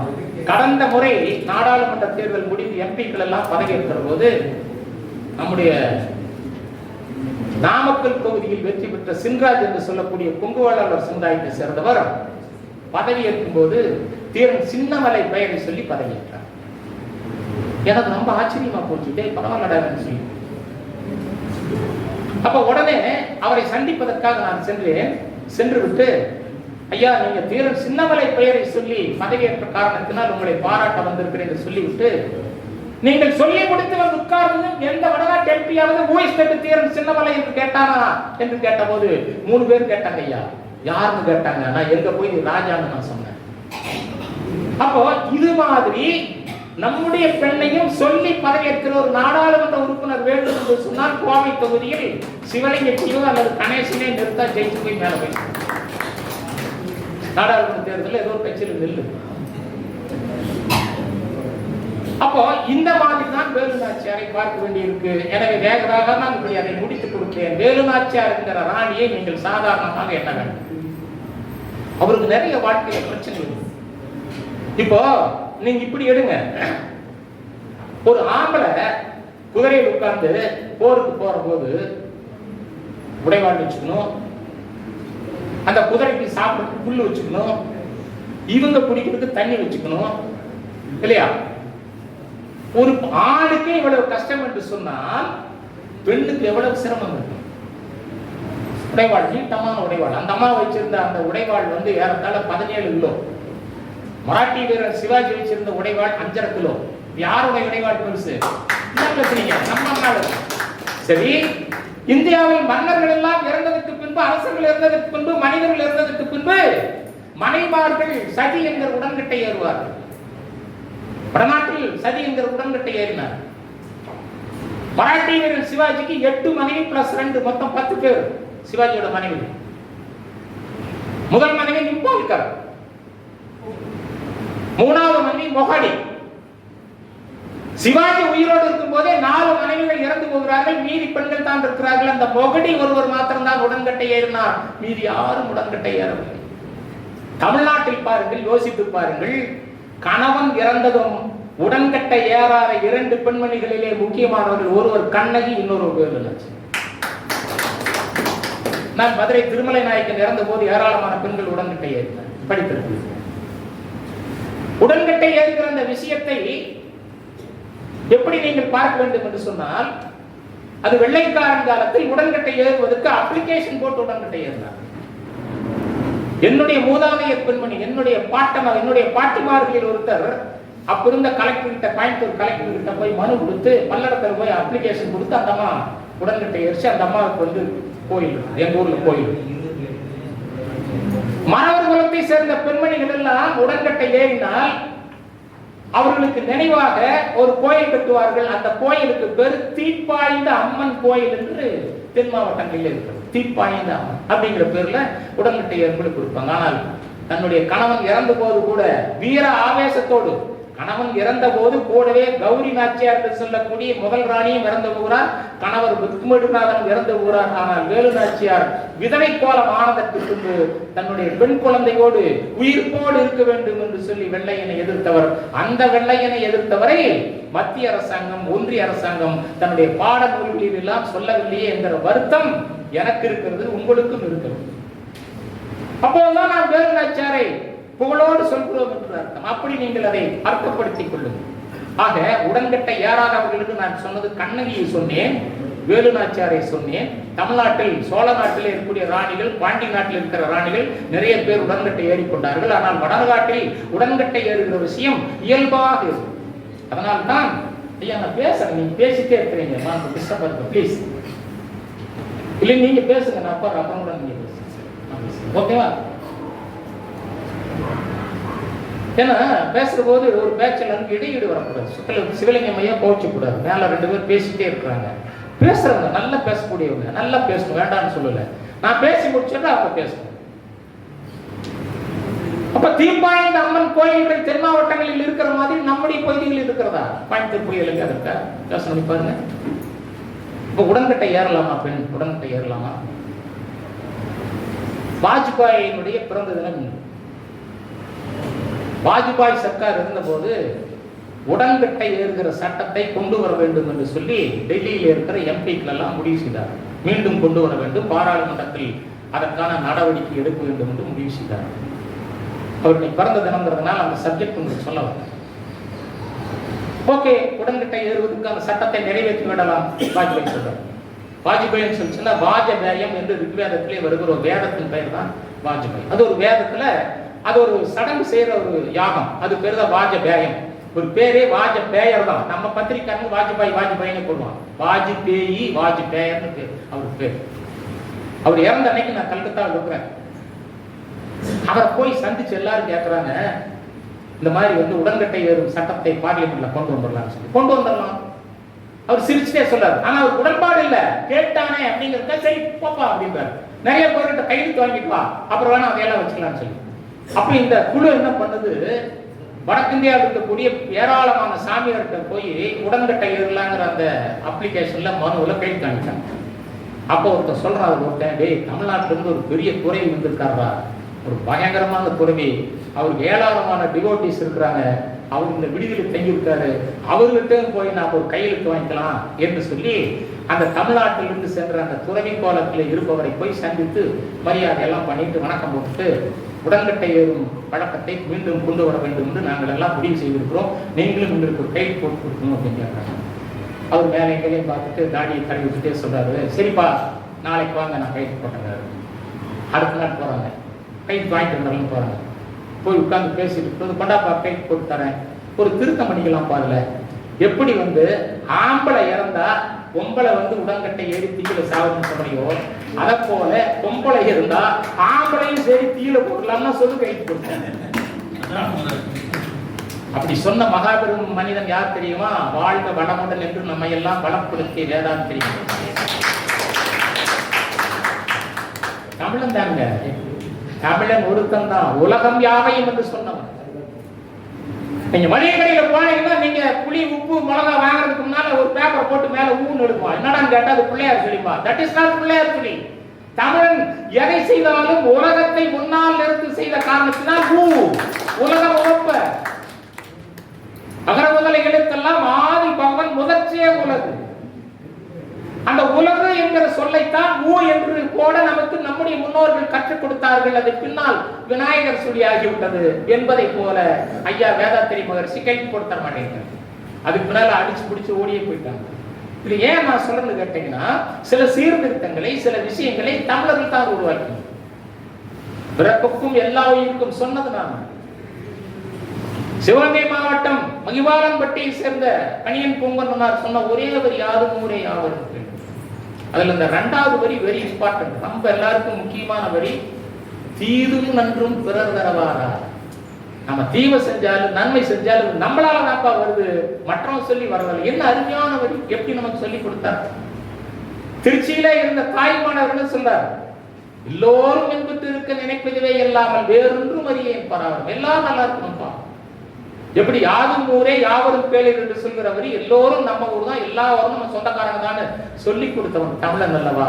ஆக அப்படிப்பட்ட தமிழருடைய விஷயங்களை எல்லாம் தேவாரம் படித்தார், திருவாசகம் படித்தார், திருக்குறள் படித்தார். இப்படி எல்லாம் படித்து படித்து படித்து படித்து தன்னை செழுமைப்படுத்திக் கொண்ட ஒரு ராணி தான் நம்முடைய வேலு நாச்சியார். அவருக்கு போட்டோஸ் கிடையாது. அந்த அம்மா இப்படிதான் இருக்குன்னு போட்டோஸ் கிடையாது. முதலில் கேமரா கண்டுபிடித்ததற்கு வந்து ஒரு வெள்ளைக்காரன் கேமராவை எடுத்துக்கொண்டு இந்தியாவுக்கு வந்து ஜான்சி ராணி ஒரு போட்டோ எடுத்தான். ஒரு வெள்ளைக்காரன் ஜான்சி ராணி போட்டோ எடுத்தான். அந்த போட்டோ என்னுடைய புக்கில் படி, இந்த புக்கில் கடைசி பேஜில் நான் போட்டேன். ஜான்சி ராணிக்கான அந்த வெள்ளைக்காரன் எடுத்த போட்டோவை இந்த புக்கில் நான் கடைசி பேஜில் நான் போட்டேன். இது ஒரு அற்புதமான புத்தகம். படி, வரலாறை முழுமையாக படி. வரலாறை முழுமையாக படிக்கிற போது என்னென்னமோ வரலாறு படிக்கிறாங்க. நேரா போய் குமுத ராணி வாங்கிட்டு வந்து வீட்டுக்கு உட்காந்து படிக்காதுங்க. அதனால உங்களுக்கு எந்த பிரயோஜனமும் இல்லை. சீரியல் பார்க்கறதுனால ஏதாவது பிரயோஜனம் இருப்பா? சொல்ல முடியும். உண்ணாவிரதம் இருந்து ஒவ்வொரு விஷயத்தையும் செய்யறதுக்குன்னு ஒரு குரூப் இருக்கு பாருங்க. உண்ணாவிரதம் இருப்பான். எதுக்கு உண்ணாவிரதம் இருக்குன்னு தெரியாது. ஒரு நாள் நான் திருப்பூர்ல இருந்து வந்து இறங்கி காந்திபுரம் பஸ் ஸ்டாண்ட்ல இறங்கிட்டு ஏத்து மாதிரி பாக்குற ஏராளமான பெண்மணிகள் உண்ணாவிரதம் உட்கார்ந்து இருக்கிறாங்க. நான் நினைச்சேன் சிறுவாணி தண்ணி வீட்டுல பைப்பர் வரலையும் உண்ணாவிரதம் இருக்கிறாங்களாட்டு, பார்வலி ஏறி போச்சுன்னு உண்ணாவிரதம் இருக்கிறாங்களாட்டு, ரேஷன் கடையில அரிசி கடைகளையும் உண்ணாவிரதம் இருக்கிறாங்க போட்டு நானா கற்பனை பண்ணிட்டாங்க. போய் நின்று எட்டி பாக்குறேன். அம்மா பகவானை வருமான வரித்துறையினர் சோதனையிட்ட காரணத்தினால் உண்ணாவிரதம். அம்மா பகவான் யாரு? ஆந்திராவை சேர்ந்த விஜயகுமார் ஒருத்தர் தாடி வச்சு ஒரு அம்மா உட்கார்ந்து இருப்பான்ல, அந்த ஆளுக்கு இன்கம் டாக்ஸ் போயிடுச்சான். அதுக்கு கோயம்புத்தூர் பொம்பளைகள் எல்லாம் வரிசையா உட்கார்ந்துட்டு இருக்கிறாங்க. அப்போ போலீஸ் ஏன் பர்மிஷன் கொடுக்குதுன்னா, இது மாதிரி விஷயங்களுக்கு அவர் இருப்பாரு, பிரச்சனையே கிடையாது. நீ அரசாங்கத்திற்கு ஏதாவது பிரச்சனை பண்ணி தான் உங்களுக்கு வந்து போராட்டத்துக்கு அனுமதி கொடுக்க மாட்டான். அரசாங்கம் எவ்வளவு தெளிவா இருக்கு யோசனை பாருங்க. அப்போ என்னடா பம்பா இருக்கு, யோசனை பாருங்க. உங்களுக்கு மேல்மருத்தூர் பங்காரடிகளார் தெரியும். முன்னாள் சபாநாயகர் பாலயோகிக்கு ரொம்ப நெருக்கமானவர், இறந்து விட்டார். பாலயோகி பிளைட்ல போய் செத்து விட்டார். ஒரு முறை அந்த ஏங்க சாமி கும்பிடுறது பண்றது அதெல்லாம் அவங்க இஷ்டம், அதுக்குள்ள நான் போக விரும்பலை. எதற்காக நான் இதை சொல்லுகிறேன் என்று சொன்னால், ஏராளமான வருமான வரித்துறையினுடைய பணத்தை எல்லாம் ஏமாற்றி தன்னுடைய வீட்டில் தன்னுடைய படுக்கை அறையில் 500 ரூபாய் கட்டு 200 ரூபாய் கட்டு பணத்தெல்லாம் ரப்பர் கண்டு சுற்றி அதை ஒரு மெத்தை வடிவமாக்கி அந்த மெத்தை வேலை படுத்திட்டு இருந்தார் பங்காரடிகளார். It is true. உடனே டெல்லியிலிருந்து வருமான வரித்துறை வர்றாங்க, சோதனை இடுறாங்க, கட்டு கட்டா மெத்தையிலிருந்து பணத்தை எடுக்கிறாங்க. எடுத்தோடனே ஃபிளாஷ் ஆகுது. நண்பர்களை புரிந்து கொள்ளுங்கள், இந்தியன் எக்ஸ்பிரஸ் பத்திரிகையில மாத்திரம் அரை பக்கம் அந்த செய்தியா போட்டா, வேற எந்த பத்திரிகையும் செய்தி போடல. உடனே எப்படா நீ வந்து வருமான வரித்துறை உள்ள வந்து என் கையா பணத்தை தொடலான்னு சொல்லி சோத்து கோடி இல்லாத புளிம்பட்டிக்காரர்கள்லாம் வேன் பிடிச்சு அங்க போயிட்டான் தகராறு. அப்ப இது என்ன அர்த்தம்? இது என்ன அர்த்தம்? எதற்காவது அர்த்தம் இருக்காதுல்ல. எங்க ராணிக்கு ஏதாவது பண்ணுங்கடான்னு சொல்லி எவனாவது உண்ணாவிரதம் இருக்கிறானா? நானும் இருக்கிறது இல்ல, கணேசனையாவும் இருக்கிறது இல்ல. இனி வேற புதாளிகளை கூட்டிட்டு வந்தா உண்ணாவிரதம் இருக்கணும்னு நான் நினைக்கிறேன். அப்படி அல்ல. அப்ப நாமெல்லாம் சேர்ந்து பாருங்க, ஒரு திரளான கூட்டம். இந்த கூட்டத்தை வைத்து அரசாங்கத்திற்கு ஒரு மனு கொடுங்கள். அந்த மனு எப்படி இருக்கணும்னு கேட்டா, வேலு நாச்சியார் பெயரில் அடுத்து உருவாகிற பல்கலைக்கழகத்திற்கு வேலு நாச்சியார் பெயர் வையுங்கள், ரயிலுக்கு வேலு நாச்சியார் பெயர் வையுங்கள். எங்க சென்னையிலிருந்து திருக்கபூண்டில சிவகங்கை பக்கம் அந்த ரயிலுக்கு வேலு நாச்சியார் எக்ஸ்பிரஸ், சென்னை எக்ஸ்பிரஸ் மாதிரி. அப்ப அவன் தெளிவா இருக்காங்க. எங்க பேரை வைடா நான் தெளிவா இருக்கிறேன்ல, உங்களால ஏன் தெளிவா இருக்க முடியல? நீங்க ஆந்திராவில் அல்லூரி சீதாராமராஜன் ஒரு மிகப்பிறந்த சுதந்திர போராட்டம் இருந்த வெள்ளக்காரங்க தன்னுடைய நண்பனுடைய தங்கை சீதா என்பவளை நேசிச்சான். அந்த பொண்ணை கல்யாணம் பண்ணிக்க முடியல. அவன் பேரு ராமராஜு. அதனால என்ன பண்ணிட்டான், அல்லூரி ஊரு, அதனால என்ன பண்ணிட்டான், அந்த பொண்ணுடைய பெயரை முன்னொட்டாக வச்சு அல்லூரி சீதா ராமராஜு அப்படின்னு பேர் வச்சுக்கிட்டான். அவனை பத்தி 10 தெலுங்கு படம் வந்திருக்குது. ராணி வேலு நாச்சியாரை பற்றி எத்தனை திரைப்படங்கள் வந்திருக்கு உங்களுக்கு? எத்தனை டைரக்டர் இருக்கிறான்? என்னென்னமோ படங்கள் எடுத்து விடுறாங்கல்ல. எவனாவது ஒருத்தனாவது வேலு நாச்சியாருக்கு கதை திரைக்கசன வசனம் எழுதி அந்த ராணியை தமிழ்நாட்டில் இருக்கிற மக்கள் மத்தியில் கொண்டு போய் சேர்ப்பதற்கு யாராவது இருக்கிறார்களா? எந்த இயக்குனராக இருக்கிறானா? யோசனை பண்ணி பாருங்க. அப்ப ஏன் நான் சொல்றேன்னு கேட்டா, இதையெல்லாம் செய்வதற்கான ஒரு வாய்ப்பாகத்தான் வேலு நாச்சியாரை நாம் பார்க்க வேண்டியிருக்கு. எனவே நிறைவாக இப்படி முடித்து தருகிறேன். முடிந்தவரை உங்கள் குழந்தைகளிடத்திலே வேலு நாச்சியார் யார் என்று சொல்லிக் கொடுங்க. அப்ப ஐயா திருவள்ளுவர் கட்டி போட்டிருக்காரு. எனக்கு 3 வா ரொம்ப முக்கியம்னு சொல்றேன். நமக்கு 3 வா ரொம்ப முக்கியம். 1 வள்ளுவர், 2வது வள்ளலார், 3வது வ.உ.சிதம்பரம். என்னுடைய சொல்றாரு 3 வா ரொம்ப முக்கியம். இன்னொன்னு 3 வே நம்ம ஆரோக்கியத்துக்கு ரொம்ப முக்கியம். 1 வெந்தயம், 2வது வெங்காயம், 3வது வெள்ளை. இந்த 3 வே நமக்கு ரொம்ப முக்கியம். இந்த 3 நமக்கு இருக்கணும். அதை தடுத்து இப்ப சமீப காலமா நான் ஒரு புது செய்தி சொல்றேன். 3 கா ரொம்ப கவனமா இருக்கும். கண், காது, காது. 50 வயசுக்கு மேல இந்த 3ஐயும் பராமரிக்கிறதுக்கான வாய்ப்பை உருவாக்கி கொண்டே வந்தால் உங்களுடைய ஆரோக்கியம் சிறப்பாக இருக்கும். அதனால் தான் கடைசி காலத்தில் நோய்வாய்ப்பட்டதற்கு முன்பு எத்தி இறந்து போச்சு குழந்தை நாச்சியார், வெள்ளச்சி நாச்சியார் மக இறந்து போச்சு. ரொம்ப வருத்தப்படுறாங்க. பிரெஞ்சு நாட்டுக்கு போய் பார்க்குறாங்க. பிரெஞ்சு நாட்டுக்கு ஒரு பாதிரியார் கூட போய் பார்த்து பிரெஞ்சு நாட்டில் கொஞ்சம் நாளாக இருக்கிறாங்க. இங்கே கடைசியாக மரணம் அடைஞ்சது நம்ம ஒட்டஞ்சத்திரத்துக்கு பக்கத்தில் இருக்கக்கூடிய கோபால் நாயுடைய அரண்மனையில் தான் அவங்க கடைசியாக இறந்து போகிறாங்க. அதுக்கு பின்னால் தான் அவங்களை கொண்டுட்டு போய் அடக்கம் பண்ணுறாங்க. சிவகங்கை ராணியை அங்கே கொண்டு போய் பண்ணுறாங்க. மிகுந்த வருத்தப்படுறாங்க. 66 வயசு உயிரோடு இருந்தேன், 10 வருஷம் ஆட்சி நடத்தினேன், 16 வயதில் கல்யாணம் பண்ணி கொடுத்தாங்க. 16 வயதில் கல்யாணம் பண்ணி கொடுத்ததும் முதல்ல அவங்க தேர்தலுக்கு போனது குற்றாலத்தில் போய் தேர்தலுக்கு கொண்டாடுறாங்க. நான் ஐயாவுக்கு கேட்டேன், குற்றாலம் போனீங்களே என்ன கண்டுட்டு வந்தீங்கன்னு சிவலிங்கம் ஐயா. அவர்கிட்ட சொன்னேன், ஆமாங்க ஐயா நானும் படிச்சிருக்கேன், குற்றாலத்தில் தான் முத்து வடுகநாதனும் வேலு நாச்சியாரும் தேர்தலுக்கு போனார்கள். இந்த தேர்தலுக்கு போகும்போது ஒரு சம்பவம் நடந்தது. அப்பெல்லாம் அடர்ந்த காடு தானே. நல்லா புரியுங்க. 1730 அம்மா பிறக்கிறாங்க. 1746 குற்றாலத்துக்கு தேர்தலுக்கு போறாங்க. ஒரு புலி இவங்க 2 பேரையும் பார்த்துட்டு புரத்தி வந்து தவாரண முத்து விடுகநாதன் முத்து விடுகநாதன் உண்டு இல்லையே நாக்கு வந்த புலி. இந்த பெண் அரசி மேலையும் பார்த்துட்டு தன்னுடைய கணவனை புலி இப்படி செய்கிறது என்று சொல்லி புலி கூட போராடி, நீங்க எம்ஜிஆர் பல்லு கட்டின புலி கூட சினிமாவில் சண்டை போடுறத பார்த்துருப்பீங்க. நிஜ புலியை நம்முடைய அம்மா அப்படியே அந்த வாழை சுருட்டி பிடிச்சி டபார்னு கொண்டு போய் ஒரு பாறையில் அடிச்சு அந்த புலியை கொண்டு விடுகிறது. நண்பர்களை புரிந்து கொள்ளுங்கள், புலியோடு போரிட்ட வீரமங்கை தான் வேலு நாச்சியார். புலியோடு சண்டை போட்ட இன்னொரு மனிதன் தான் பேரன் சின்னமலை. புலியோடு சண்டை போட்டவன் அலெக்சாண்டர் என்று புத்தகத்தில் எழுதி கொடுத்திருப்பார்கள். என்னுடைய ராணியும் புலியோடு சண்டை போட்டான். எங்கே? குற்றாலத்தில். இன்னொரு இருக்கார், அவரும் புலியோடு சண்டை போட்டவன். அவரு சும்மா டூர் அப்படியே போறார். எங்கே? குமிளிக்கு மேல தேக்கடி போயிருப்பீங்க. அந்த தேக்கடியில் இருக்கிற அந்த விஷயத்தெல்லாம் பார்த்துட்டே கீழே இறங்கி வர்றார். குமிளிக்குள்ள வரபோது புதருக்குள் இருந்து ஒரு புலி நேராக அந்த மனிதர் மீது பாய்ந்து விடுகிறார். பாய்ந்ததும் அவர் என்ன செய்யறாரு, அந்த புலியை போய் மேலே கீழே பார்க்கிறாரு. இல்ல நம்மளை நீ கடிச்சுருவியா என்று கேட்டு அதை கூட கொஞ்ச நேரம் உரையாடுறாரு. இப்போ உரையாடி இப்படி மேலே மேலே பார்த்துட்டு டபார்னு அந்த புலியினோட கழுத்தை இறுக்கி பிடிச்சி அது கூட சண்டையை போட்டு அந்த புலியை அங்கேயே கொண்டு விடுகிறார். அப்படிப்பட்ட மாமனிதர் தான் முத்துராமலிங்கர். புலியோடு சண்டை போடுகிறவர்கள் சினிமாவில் வருகிறவர்கள் அல்ல. நீங்க மிஸ்டர் பை அப்படின்னு ஒரு சினிமா வந்தது பார்த்துட்டு ஒரு ஆங்கிலத்தில். அதுல புலிதான் கேரக்டர். நான் படம் பார்க்கும்போது நினைச்சேன் நிஜ புலி இப்படி நடிக்க வச்சிருக்கிறாங்களே என்று நினைத்தேன். அப்புறம் தான் தெரிஞ்சது அது கிராபிக்ஸ் புலி என்று. 1980களுக்கு பின்னால கோயம்புத்தூர் வந்தா நான் பிரதானமா 2 சினிமா தியேட்டரை விரும்பி பார்த்தேன். ஒண்ணு எதிரில் இருக்கிற ரெயின்போ தியேட்டர், கொஞ்சம் தூரம் தள்ளி இருக்கு ரெயின்போ, இப்போ அதை அடிச்சிட்டாங்க. அதுக்கு அடுத்து கென்னடி தியேட்டர் வடபழனி. நல்ல நல்ல ஆங்கில திரைப்படங்கள் எல்லாம் போடுவாங்க. டவரின் இன்ஃபெர்னோ இங்க தான் பார்த்தேன். புரூஸ்லி படம் இங்க தான் பார்த்தேன். அதே போல மேட் மேக்ஸ்னு ஒரு படம். அந்த மேட் மேக்ஸ் என்று சொல்லக்கூடிய படத்துல ஒரு விஷயத்தை காட்டுவாங்க. என்னன்னு கேட்டீங்கன்னா, ஒரு மலைவாழ் சிறுவன் தன்னுடைய கையில வளரின்ற அந்த ஆயத்தை வச்சிருப்பான்.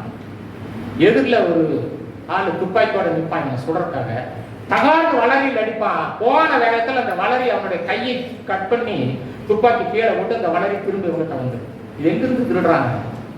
நம்ம கிட்ட இருந்து திருடுறான். யாருகிட்ட இருந்து? மருது சகோதரர்கள் இருந்துதான் திருடுகிறார். மருது சகோதரர்களே சின்ன மருது வளரியில மிக சிறந்தவர். அதனாலதான் வேலு நாச்சியார் 4 படை உருவாக்குறாங்க. ஒரு படை வாழ்படை, அதற்கு பெரிய மருது தலைமை.